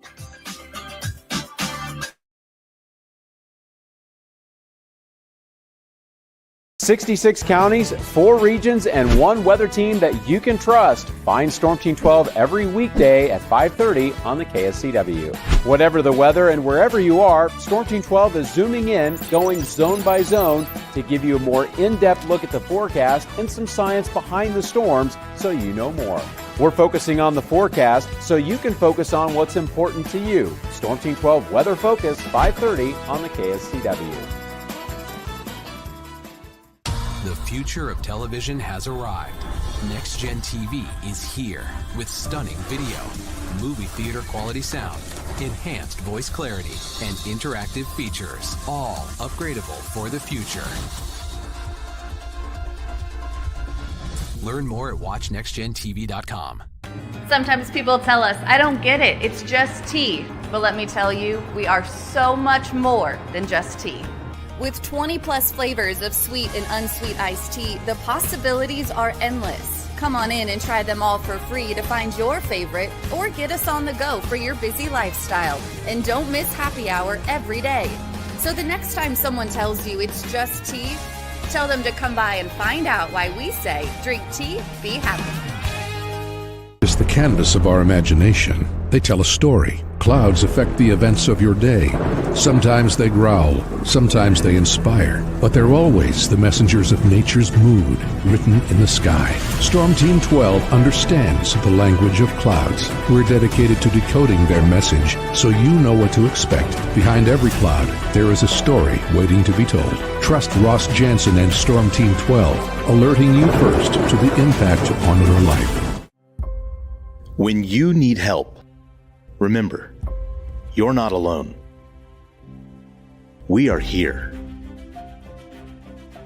We are neighbors. We are together. We are Kansas.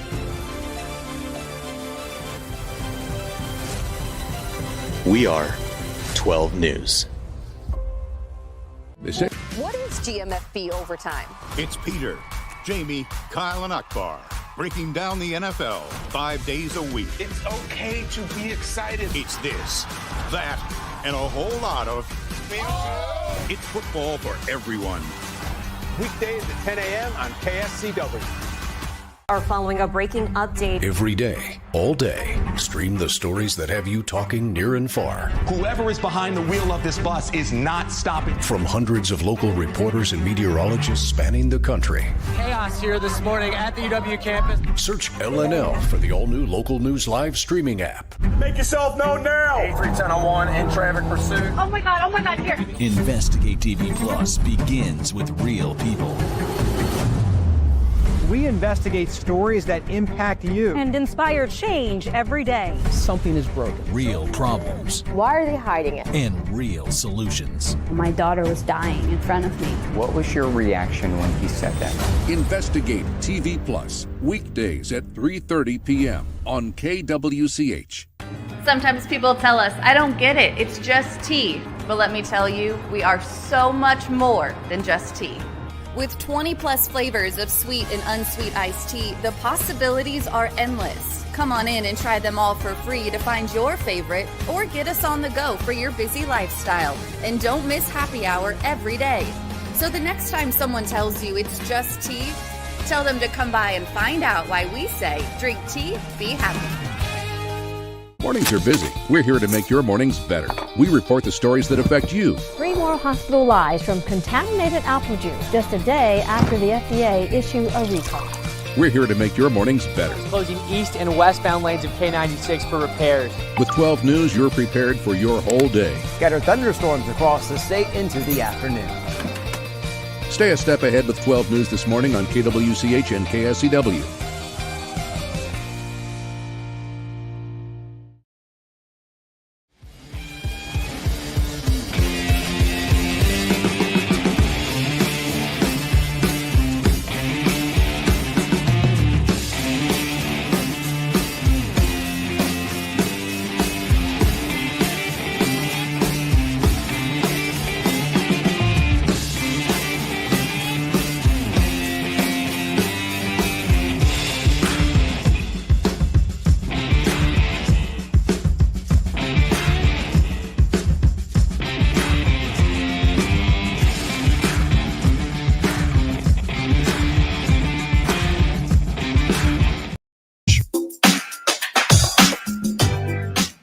Welcome back, everybody. It is Sports Daily here. Jacob Albrock, Tommy Castor.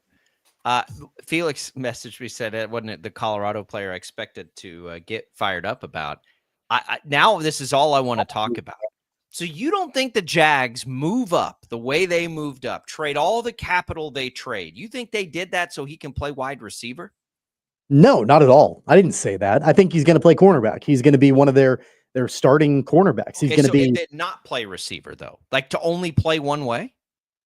I think that he will get snaps at both positions, but I don't think they're going to start him, and I don't think he's going to play significant snaps at both positions every single game this season. So do you think that's a because recipe of for disaster? Do you think that's because of his because of his ability to play No. both ways?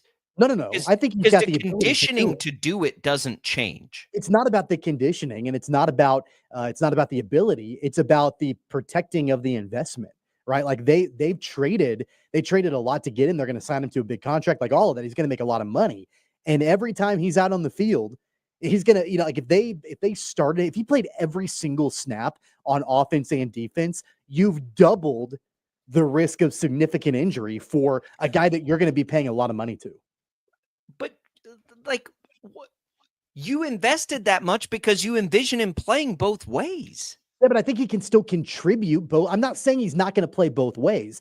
I'm just saying he's probably going to, in my opinion, I think he's going to probably be a pretty dynamic cornerback in the league. And then I think that they'll probably put him out there in different packages and things like that offensively, but he's not going to be their number one cornerback and their number one receiver. It won't be their number one receiver because they have that already. Brian Thomas was incredible last year. He's probably not going to be their number two receiver either. He might be their. I would envision him starting. I don't know if I agree with Felix in saying he's going to be 5 or 6, but I think he'll probably be like, they can probably put him out there in 4 receiver sets, maybe 3 receiver sets occasionally, but I don't think he's going to be consistently on the field on both sides of the ball. I think that's unrealistic. So I would imagine here's what I would think of him as, and let me pull up their depth chart just to make sure I'm not. I think he'll start the year as like their 3rd receiver. They don't even have anybody listed right now, really, else besides Thomas. I think he'll start the year as the 3rd, and then he'll be the 2nd wide receiver by the end of this year. I didn't realize that I was in a minority here, and maybe I'm in the minority across the board. I don't know, but like Diami Brown is their number 2 guy right now, who's meh, he's fine. The other guys on the roster are all meh, like way meh. So look, to me, when you trade all that capital, you could, like, they were at 5, like, nobody in the world in the history of the NFL moves that kind of capital up to take a corner. It just doesn't, like, they don't make that move unless they envision him being a significant piece of both their offense and their defense. That's what I think. Now, Diami Brown had a good year for the Jags last year. They also have Gabe Davis and they've got Parker Washington. Those are the main other receivers that they've Travis got. Hunter's better than all of those guys except Brian Thomas. Okay. I mean, he is. I don't know who you're arguing with here, because I'm not disagreeing with you that the ability isn't there for Travis Hunter. We're not arguing about that. We're arguing about their intent with the player. And I think their intent with the player, because they moved up and invested so much to get him, they envision he's going to be Shohei Ohtani. We've just never seen it. He's not going to be Shohei Ohtani. I do disagree with you on that. You can't have football players not play football because you're afraid they're going to get hurt, right? Like Isaiah Pacheco's going to get hurt. They're afraid that he's going to get hurt. I'm saying they're protecting their investment. It's not like if they were afraid he was going to get hurt, they wouldn't put him on the field at all in any position. I'm not suggesting that at all. What I'm saying is that they're going to be strategic and they're going to be, I think, surgical in how they utilize him one way or the other. Like, and it may very well be that he's primarily offense and selectively defense. Like, I honestly, if it goes the other direction, I don't disagree with you. If you say, like, because you mentioned this before, hey, like he could be a primary receiver and then a nickel cornerback. Okay, cool. Like, I think that's protecting your investment.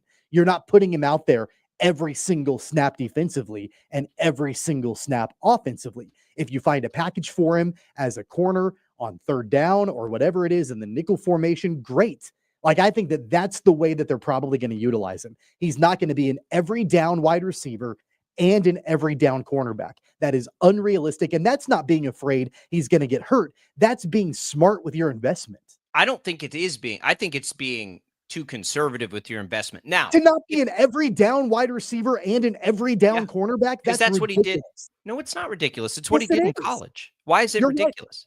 But it's ridiculous because at Colorado, I mean, it's completely different than the NFL, and the amount of money he's getting paid by the Jags is completely different. It's not the same scenario at all. If his ability is not good enough to do both, that's not about his ability. It's not at all about his ability. It's about finding opportunities where he can contribute on both sides. I'm not in the camp that says he only needs to play on one side of the ball and not have him play on the other. That's not what I'm saying whatsoever. I'm saying have him be a primary guy on one side and be selective when you utilize him on the other side. That's not unreasonable. No, it's not unreasonable. It's not unreasonable. I disagree with it. I think here's all I'm saying. If he is one of your best corners, he will start at corner. If he is one of your best wide receivers, he'll also start at receiver. That's all I'm saying. And again, it's going to take outside the box thinking. How long did it take before we got to Shohei that you let a great hitter who's a great pitcher also pitch? Stop comparing him to Shohei. That's not the same situation. Why isn't it the same situation? Because Shohei Ohtani bats in the lineup every day and pitches every 5th day. He's not pitching every day and batting every day. It's a completely different, it's apples and oranges. You can't compare it to that.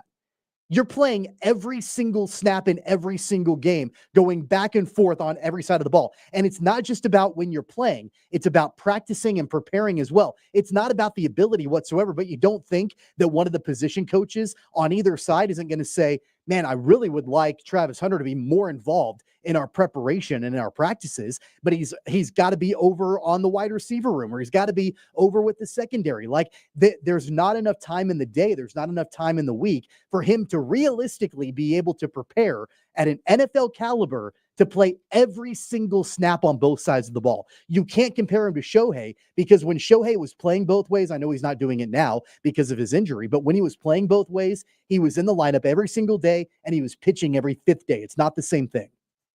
Right now, the Jags are saying he'll start with the onboarding process at wide receiver. Gladstone, the new GM there, says his intent is playing both sides of the ball, as is ours. So we'll see. Look, we'll see how it works. It's going to be different than anything we've ever seen before. There's no question about that. It's unique. Their GM has called it. You got to understand who he is.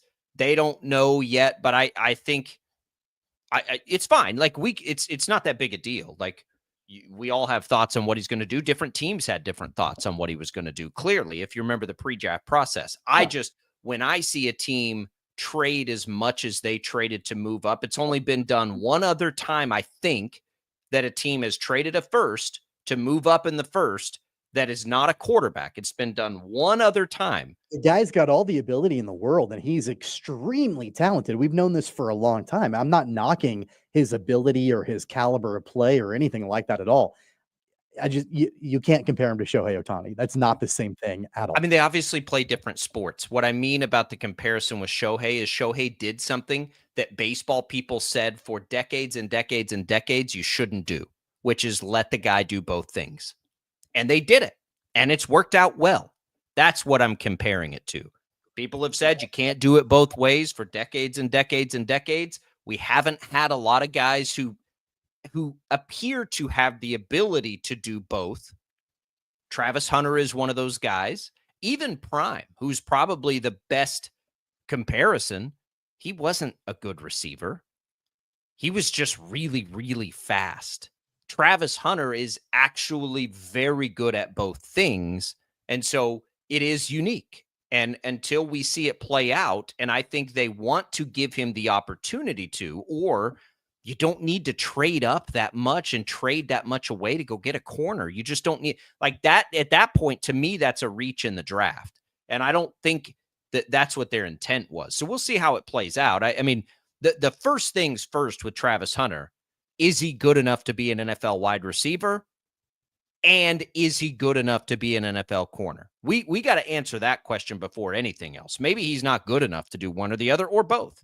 But if he is good enough to do both at a high level, I think in his career, he's going to be and this is where I compare it to Shohei, the guy who sort of changes the way we think about it. Well, this guy can do both. Let him do both.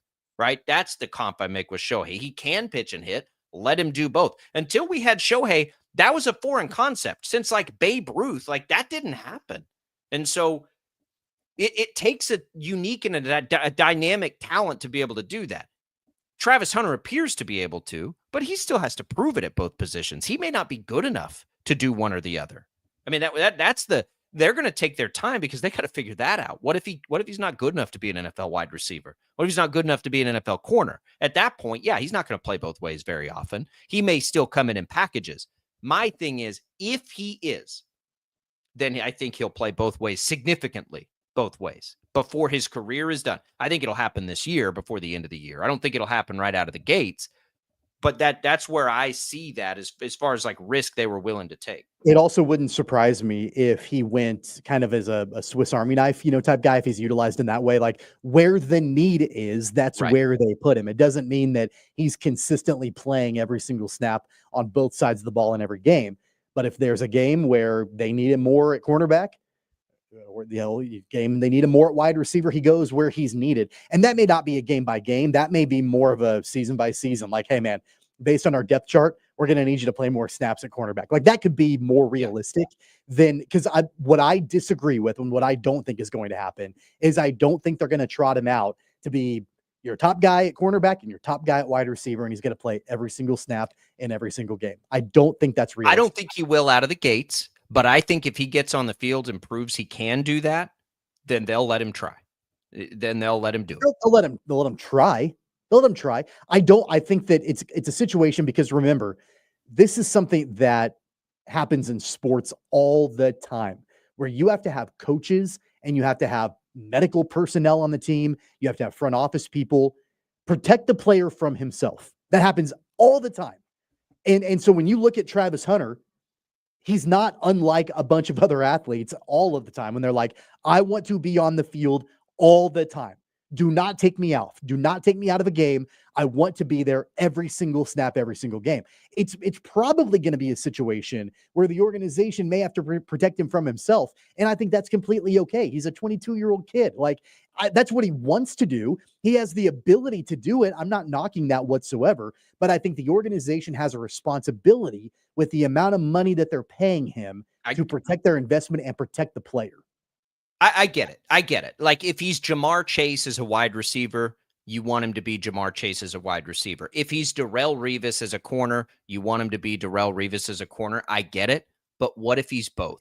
And again, that's too much of an expectation to put on him. But that's what we had with Shohei. Like Micah Owens could hit, right? But he was a much better pitcher, and they just were like, it takes a unique situation to find a guy who's that good at both. We don't know if Hunter will be, but I think if he was Jamar Chase and Darrelle Revis, I mean, if it's me, I'm using him both places because we know, at least physically he can do it. It's going to be fascinating. I love it. I love that we got into this. We haven't spent any time talking about Travis Hunter, and it's probably long-term the most interesting thing that happened in this draft, potentially, or he's, he plays one way and it's not. We'll have a little more Sports Daily. Don't go away. Coming right back.